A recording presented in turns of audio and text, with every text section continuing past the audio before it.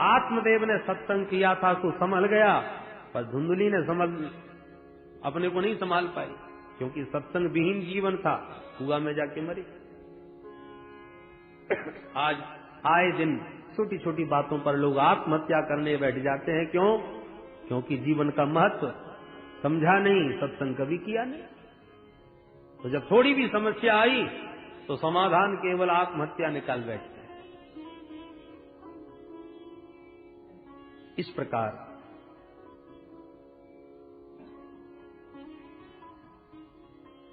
श्री गौकर्ण जी महाराज तो अब तीर्थ यात्रा के लिए निकल पड़े। धुंधकारी ने बहुत दुनिया को लूटा और ला करके देवियों को धन सौंपा। एक दिन तो इतनी संपत्ति लूट करके लाया कि देखते ही पांचों देवियां आश्चर्यचकित हो गई। मदरा पान करा के धुंधकारी को तो सुला दिया उन 5 गणिकाओं ने, पर आपस में रात्रि में ही विचार करने लगी, बहन देखो कितनी संपत्ति लेके आया है और आए दिन लाता रहता है। भाई आज नहीं तो कल किसी न किसी दिन तो ये निश्चित पकड़ा जाएगा, और जिस दिन इसकी पिटाई भई राजा के दरबार में, उसी दिन ये हमारा भी नाम जरूर लेगा कि मैं तो इनको सौंपता हूं। तो बहन संपत्ति भी हाथ से जाएगी और अपन को भी जेल की हवा खानी पड़ेगी। इसलिए धन पर्याप्त हो चुका है अपने पास, इसलिए अब इसको ठिकाने लगा और जीवन भर आनंद करो। सो रात में ही धुंधकारी को नशे में पड़ा हुआ देखकर पलंग में ही बांध दिया रस्सियों से, और गले में फंदा डाल के जैसी 5 मारने लगी तो चिल्ला पड़ा। चिल्लाया तो एक दौड़ के गई और चूल्हे से आग के अंगारे भर लाई और मुंह में ठूस ठूस के भर दिए। तप्तांगार समूहाश्च तन्मुखे विचिक्षिपुः अग्निज्वालाति दुःखेन व्याकुलो निधनं गतः। आग के अंगारों से विकल होकर के तड़प तड़प के धुंधकारी मर गया और गड्ढा खोद के काट दिया। धन का बंटवारा करके 5 अपने अपने घर। सनकादिक मुनि कहते हैं, नारद जी देखा तुमने, तो जो धन से ही प्रेम करने वाली स्त्रियां हैं, ऐसी देवियों पर कभी विश्वास नहीं करना चाहिए। सुधामयम बचो यासाम कामिनाम रसवर्धनम हृदयम सुरधारावम स्त्रीणाम को वेद चेष्टिताम। इधर गोकर्ण जी को जब पता चला तीर्थ यात्रा करते कि हमारे भैया अभी पधार गए, तो गया में जाकर के पिंडदान किया, श्राद्ध तर्पण किया माता पिता और भाई का। सोचा चलो घर की स्थिति देखें, घर में कौन है। लौट के गोकर्ण जी घर आए। रात का समय हो चुका था, इसलिए चुपचाप घर में आकर, कोई रहने वाला तो था नहीं, इसलिए थोड़ा सा स्थान खाली करके साफ करके सो गए। सोते ही अर्धरात्रि में अचानक एक भेड़ का बच्चा दिखाई पड़ा। उसे ध्यान से देख रहे थे कि अचानक वही भेड़ का बच्चा हाथी बन गया, फिर भैंसा बन गया, फिर मानव बन गया, फिर जोर जोर से रोने लग गया। गोकर्ण जी एक क्षण को तो घबरा गए कि भैया कौन है ये। फिर सावधान होकर संभल के बैठे और पूछा, कस्पम, कौन हो भाई? तो और जोर जोर से रोता है पर बोलता कुछ नहीं। संज्ञा मात्रम चकार, केवल इशारा करता है, बोल नहीं पाता। गोकर्ण जी ने तुरंत हाथ में जल लिया और मंत्र पढ़ करके जैसे ही मुख पर मारा, तुरंत उस प्रेतात्मा को वाक शक्ति आ गई। बोल पड़ा, अहम भ्राता त्वदीयोऽस्मि धुंधकारीति नामतः स्वकीयेनैव दोषेण ब्रह्मत्वं नाशितं मया। भैया मैं तो तुम्हारा ही भाई हूं, धुंधकारी हूं। मैं अपने ही दोषों के कारण आज ब्रह्मत्व को समाप्त करके भयंकर प्रेत बना भटक रहा हूं। कर्मणो नास्ति संख्या में, कितने पाप किए, कितने दुष्कर्म किए, इसकी कोई गणना नहीं कर सकता। उन पापों का परिणाम आज प्रेत बना भटक रहा हूं। वाताहारेण जीवामि, केवल वायु का आहार करने को मिलता है और कुछ नहीं। भयंकर कष्ट पा रहा हूं भैया। अहो बंधो कृपा सिंधो भ्रातर मामा सुमोचय। भैया आप तो साक्षात करुणामय हैं, कृपामय हैं, मुझ पर अनुग्रह करो, मुझे इस भयंकर प्रेत पीड़ा से मुक्त करो। गोकर्ण जी अपने भाई की इस विकलता और पीड़ा को देखकर बोले, भैया मुझे जब तुम्हारे बारे में पता चला तो गया में मैंने आपका विधिवत श्राद्ध किया है, फिर तुम्हारा तत्कथम नैव मुक्ति स्यात्, फिर तुम्हारी मुक्ति क्यों नहीं हुई, ये मेरी समझ में नहीं आई भाई। बोले भैया, धुंधकारी बोला, गया में 100 पिंडदान भी करोगे तो भी कुछ नहीं होने वाला। गया श्राद्ध सतेनापि मुक्तिर्मे न भविष्यति। 1-2 श्राद्धों की बात छोड़ दो, 100 श्राद्धों से भी मेरा उद्धार होने वाला नहीं, क्योंकि मैं छोटा मोटा प्रेत नहीं, प्रथम श्रेणी का हूं। मेरे जैसे महाप्रेतों का ऐसे उद्धार होने वाला नहीं। तो भैया और क्या किया जाए? बोले ये तो आप ही सोचिएगा, मैं क्या बताऊं। गोकर्ण जी बोले हम तुम्हारा कल्याण सुनिश्चित रूप से करेंगे, पर इस समय तुम चले जाओ। धुंधकारी अदृश्य हो गया। रात भर चिंता के मारे नींद नहीं आई गोकर्ण जी को, क्या करूं। प्रातःकाल हुआ, ब्राह्मणों को बुला के परामर्श लिया, क्या किया जाए भाई। कोई कुछ भी निर्णय करने की स्थिति में नहीं। तब श्री गोकर्ण जी महाराज ने अंत में सूर्य भगवान का स्मरण किया। तुभ्यं नमो जगत साक्षी ब्रूहि मे मुक्ति हेतुकम्। हे जगत के प्रत्यक्ष नारायण प्रभो, कृपा करके आप ही बताओ मेरे भाई का उद्धार कैसे होगा। सूर्य भगवान से प्रार्थना करी तो सूर्य की गति अवरुद्ध हो गई, सूर्य भगवान रुक गए और दिव्य वाणी से आश्वासन दिया। श्रीमद्भागवतान मुक्ति सप्ताहम वाचनम कुरु। प्रिय गोकर्ण, जाओ अपने भाई को श्रीमद्भागवत संहिता का श्रवण कराओ, निश्चित रूप से मुक्त हो जाएगा। सुनते ही गोकर्ण जी गदगद हो गए, समाधान मिल गया। और आषाढ़ मास में दिव्य भव्य आयोजन श्रीमद्भागवत कथा का श्री गोकर्ण जी ने किया। लोगों को पता चला तो सब दौड़ पड़े। वैष्णवम ब्राह्मणम मुख्यम श्रोतारम परिकल्प्य सह। तमाम श्रोता समुदाय, वैष्णवों का समुदाय, भक्तों का समुदाय, संत समुदाय दौड़ पड़ा। उस जन समुदाय के बीच गोकर्ण जी व्यासपीठ पर विराजमान होकर के कथा प्रारंभ कर दी। जैसी प्रथम दिन की कथा संपन्न होती है, प्रथम गांठ बांस की चटक जाती है, क्योंकि धुंधकारी उसी बांस के भीतर प्रविष्ट होकर के वायु रूप से कथामृत पान कर रहा है। एक एक करके एक एक ग्रंथि चटकती गई एक एक दिन में। और एवं 7 दिनश्चैव 7 ग्रंथि विभेदनम। 7 दिन में 7 गांठें उस बांस की चटक गई।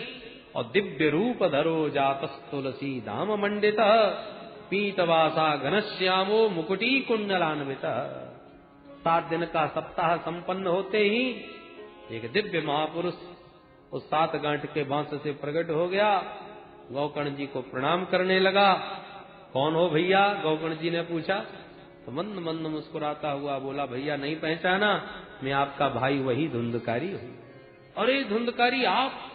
देखते रह गए श्री गोकर्ण जी उसकी दिव्यता को। और हाथ जोड़ करके गोकर्ण जी के सन्मुख धुंधकारी ने बड़ी सुंदर भागवत की महिमा गाई। धन्या भागवती वार्ता प्रेत पीड़ा विनाशिनी सप्ताहोपि तथा धन्य कृष्ण लोक फलप्रद। धन्य है ये भागवत की कथा, जिसने मेरे जैसे पतितात्मा प्रेत को भी परम पुनीत पावन बना दिया। अरे सब प्रकार के पापों को भस्म करने वाली कथा में भला कौन अवगाहन करना नहीं चाहेगा। ये शरीर जो नाशवान है, प्रातः जो भोजन करते हैं वो शाम तक बुझ जाता है। ऐसे अन्न से बनी हुई ये काया कितने दिन तक टिकेगी, कब तक चलेगी? ऐसी अनित्य काया को पाकर के जो नित्य शाश्वत परम तत्व को जान ले, उसी मानव की मानवता सार्थक है। अन्यथा बुध बुधा इव तोयेसु मस्का इव जंतुसु। पानी में बलबूला पैदा हुआ और भूट गए, मच्छर पैदा हुए मर गए। ऐसे आप मानव बन करके भी खाने पीने सोने में ही समय समाप्त करके चले गए, तो उसमें और हम में क्या अंतर रहा? संसार के समस्त प्रकार के पाप पंखों को प्रक्षालन करने में समर्थ है भगवान की मंगलमयी ये मंदाकिनी कथा। कथा मंदाकिनी में स्नान करते ही जीव के समस्त पाप पंख धुल जाते हैं। संसार कर्दमालेप प्रक्षालन पटीयसी, सारा संसार का कीचड़ धुल जाता है। भयंकर गर्मी पड़ रही हो, लंबी यात्रा करके आए हो, पसीने में शरीर लथपथ हो रहा है, धूल मिट्टी सब पूरे शरीर में लगी है, पर गंगा मैया में जहां गोता मारा ये गर्मी का पता नहीं चला कहां भाग गई, और धूल मिट्टी भी सारी धुल गई, देह चमचमाने लगा। ठीक इसी प्रकार से भागवत की भागीरथी में आपने जैसी मन लगा के डुबकी मारी, ता मन में जितने ताप थे, दैहिक दैविक भौतिक ताप, अरे बाहर के तापों को दूर करने के लिए तो गंगा जी में गोता लगा सकते हो, एयर कंडीशन में भी बैठ सकते हो, पर भीतर जो आग लगी है, त्रिताप की ज्वाला जो जल रही है, ये गर्मी दूर होने वाली नहीं है। इस ताप को तो श्रीमद् भागवत संहिता के श्रवण से ही दूर किया जा सकता है। तापत्रयोन्मूलनम, तीनों ताप जो जीव के भीतर तपा रहे हैं, ये भागवतामृत पान करते ही वो ताप मिट जाते हैं, और मन में जो मैल भरा पड़ा है सारे मैल धुल जाते हैं। एतस्माद् अपरम किंचित मनः शुद्धि न विद्यते, मन की शुद्धि का, मन को निर्मल बनाने का इससे बढ़िया कोई दूसरा उपाय ही नहीं। तो जैसे तन का मल धुल जाता है और तन का ताप मिट जाता है भागीरथी में स्नान करने से, ऐसी जीव का मन का ताप और मन का मैल दोनों दूर हो जाते हैं भागवती गंगा में गोता लगाने से। बोल भागवत भगवान की। महिमा गा ही रहे थे धुंधकारी जी, इतने में एक दिव्य भव्य अलौकिक विमान आकाश मंडल से प्रकट हो गया। भगवत पार्षदों ने कहा भैया चलो, तो धुंधकारी सबको प्रणाम करके विमान में बैठ गया। गोकर्ण जी ने भगवत पार्षदों से पूछा भैया, अत्रैव बहवः सन्ति श्रोतारो मम निर्मला, आनीतानि विमानानि न तेषां युगपत् कुतः। यहाँ हजारों श्रोताओं ने बराबर कथामृत पान किया है, तो आपने सबके लिए विमान क्यों प्रकट नहीं किया भाई? एक ही विमान क्यों लाए हो आप लोग? भगवान के पार्षदों ने कहा भैया गोकर्ण कथा तो सबने सुनी, पर श्रवणस्य विभेदेन फलभेदोऽत्र संस्थितः, श्रवणं तु कृतं सर्वैः न तथा मननं कृतं। कथा तो सबने सुनी, परंतु श्रवण मनन और निधिध्यासन पूर्वक जो कथामृत पान करना चाहिए वो केवल धुंधकारी ने किया। कुछ लोग समय पास करने के लिए भी कथा में आते हैं, तो कुछ छिद्रान्वेषण करने आते हैं, तो कोई व्यवहार निभाने आते हैं, परंतु वास्तव में जो आत्म कल्याण की भावना से कथामृत पान करते हैं, कल्याण निश्चित रूप से उनका ही होता है। और ये भावना तो केवल धुंधकारी में थी। विमान को लेकर के धुंधकारी के साथ तो चले गए तब पार्षद, और श्रोता समुदाय उदास हो गया। गोकर्ण जी बोले चिंता मत करो, अब की बार दोबारा आयोजन फिर करेंगे। और श्रावण मास में पुनः एक भव्य आयोजन किया, और अब की बार तो श्रोता इतने सावधान थे कि अब की बार चूक गए तो चूकते ही रह जाएंगे। और दोबारा जब सप्ताह संपन्न किया गोकर्ण जी ने, तो जितने श्रोता उतने विमान प्रकट हो गए। स्वयं साक्षात श्रीमन नारायण प्रभु ने प्रकट होकर के गोकर्ण को हृदय से लगा लिया। बोल भागवत भगवान की।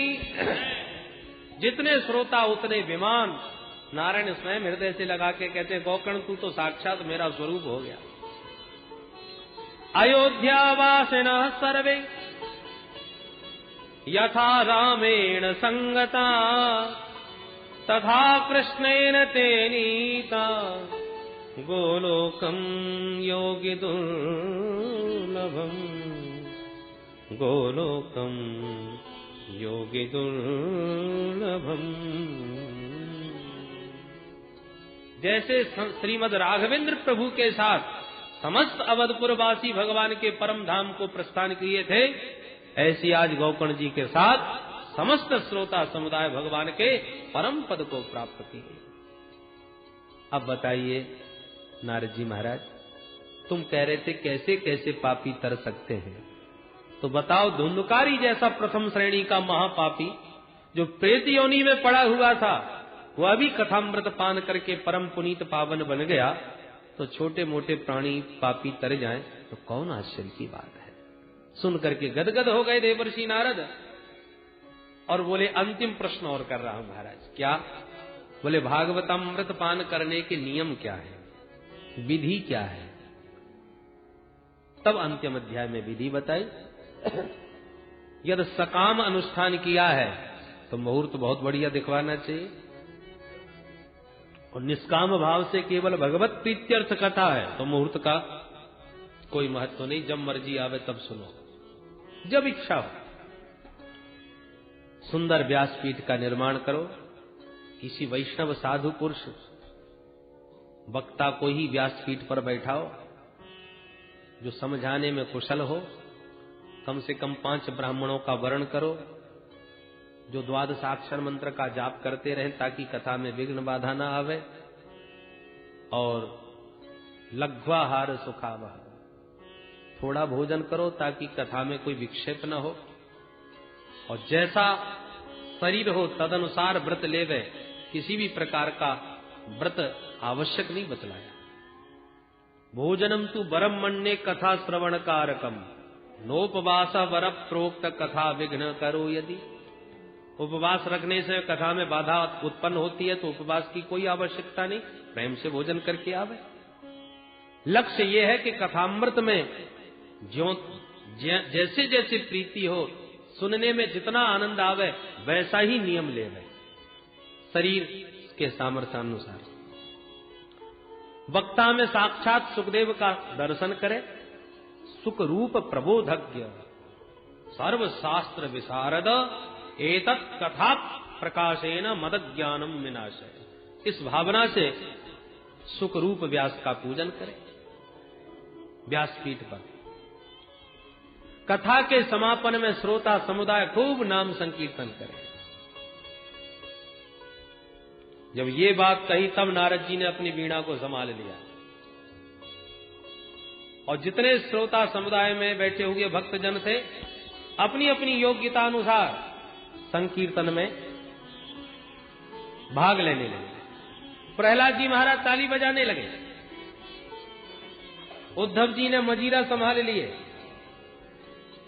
वीणा पर राग छेड़ दिया मालकोश श्री देवर्षि नारद जी ने।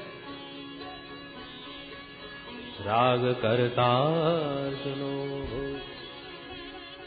अर्जुन बड़े भारी संगीताचार्य हैं, उन्होंने उसी राग रागनी में आलाप करना प्रारंभ कर दिया संकीर्तन के बीच। पर बिना ताल के राग अधूरा, तो देवराज इंद्र ने मृदंग पर थाप देना प्रारंभ कर दिया। सनकादिक बेचारे गाना बजाना कुछ नहीं जानते, तो उन्होंने बीच बीच में जय हो बलिहारी क्यों कह करके उत्साहवर्धन करना प्रारंभ कर दिया संगीतकारों का। कहीं सुनई अनुमोदन कर रहे, अनुमोदन कर रहे हैं श्री सनकादिक। उसी क्षण व्यासनंदन श्री सुखदेव जी प्रकट हो गए और वो भागवत के श्लोकों को ही अपने मधुर कंठ से गुनगुनाते हुए आनंद में झूमने लगे। अद्भुत अलौकिक संकीर्तन हो रहा है। प्रहलाद स्थानधारी सरल घटतया चौद्धव कांस्यधारी वीणाधारी सुरर्षि स्वर कुशलतया राग करता दुनो भूत इंद्रो भादीन मृदंगम जय जय सुकुरा कीर्तने ते कुमारा यत्राग्रे भाववत्ता सरसरचनया व्यासपुत्रो बभूव व्यासपुत्रो बभूव। संगीत के 3 अंग गायन, वादन और नृत्य। पर गायन वादन करने वाले तो महापुरुष बहुत दिख रहे हैं, पर नाचने वाला कोई नजर नहीं आता। तो उस कमी को पूर्ण करने के लिए भगवती भक्ति महारानी अपने दोनों बेटा ज्ञान और वैराग्य का हाथ पकड़ के संत समुदाय के बीच प्रकट हो गई और ताता थैया करके भाव में डूब करके नाच उठी। ननर्थ मध्ये त्रिकमेव तत्र भक्त्यादिकानां नटवत्सु तेजसा अलौकिकं कीर्तनमेतदीक्ष हरे प्रसन्नोऽपि वचो ब्रवीत। अलौकिक संकीर्तन प्रकट हो गया गंगा के तट हरिद्वार में। कोई ताली बजा रहा है, कोई नाच रहा है, कोई वीणा बजा रहा है, कोई मजीरा बजा रहा है, कोई अपने मधुर कंठ से आलाप भर रहा है, कोई मृदंग पर थाप दे रहा है। समस्त श्रोता समुदाय, संत समुदाय, भक्त समुदाय झूम झूम करके आज इस संकीर्तन में नाच रहा है, गा रहा है। आइए हम और आप भी अपने मन को इस भगवान के मंगल में नाम संकीर्तन में समर्पित करें। निकुंज में विराजे घनश्याम राधे राधे, निकुंज में विराजे घनश्याम राधे राधे, निकुंज में विराजे घनश्याम राधे राधे, निकुंज में विराजे घनश्याम राधे राधे, निकुंज में विराजे घनश्याम राधे राधे, निकुंज में विराजे घनश्याम राधे राधे, राधे राधे राधे घनश्याम राधे राधे, राधे राधे राधे घनश्याम राधे राधे, राधे राधे राधे घनश्याम राधे राधे, राधे राधे राधे घनश्याम राधे राधे, राधे राधे राधे घनश्याम राधे राधे, राधे राधे राधे घनश्याम राधे राधे, घनश्याम राधे राधे, श्याम राधे राधे, निकुंज में विराजे घनश्याम राधे राधे, निकुंज में विराजे हरि बोल राधे राधे, निकुंज में विराजे घनश्याम राधे राधे, निकुंज में विराजे घनश्याम राधे राधे, निकुंज में विराजे घनश्याम राधे राधे, निकुंज में विराजे घनश्याम राधे राधे।